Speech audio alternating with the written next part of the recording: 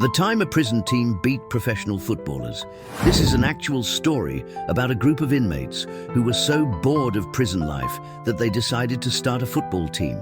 Now, this isn't like the Shawshank Redemption where the prisoners make it to the big leagues. This is more of a true underdog story where a group of men with nothing to lose take on the world and teach a bunch of rich, entitled Pricks a Valuable Lesson About Humility.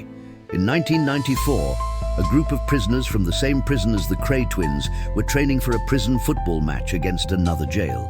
The coach of the team was an ex-professional footballer who had been wrongfully convicted for a crime he didn't commit.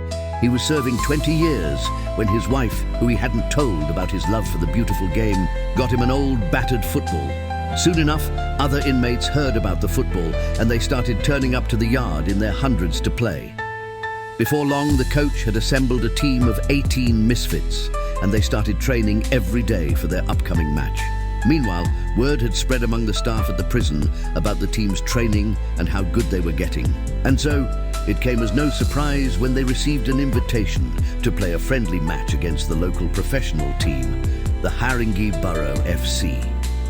Now, this is where the entitled pricks part comes in, because the professional footballers thought it would be funny to turn up to the prison and show the inmates what real football is all about. As they strolled onto the pitch with their fancy tracksuits and their arrogance, the players were met with a sight that they were not expecting.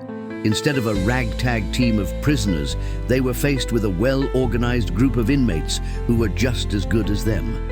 What followed was one of the most humiliating defeats the professional team had ever suffered. Not only did the inmates win the match, but they also won it convincingly, scoring 4 goals to the professionals' 0. Afterwards, the players from Haringey Borough FC couldn't believe what had just happened. They had been beaten by a team of prisoners who had no right beating them. To make matters worse, they had been invited back to the prison the following week to play the inmates again. And to no one's surprise, the professional footballers declined the invitation. But the best part is yet to come. After the first match, the newspapers got a hold of the story, and soon the whole country was talking about the amazing prison team. The Home Office was so impressed by the team's performance that they offered the coach and his 18 inmates a chance to go pro.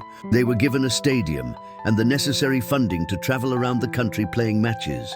And just like that, the wrongfully convicted man who had spent years making footballs by hand in prison was now the manager of a professional football club. What a legend. Subscribe if you think he is.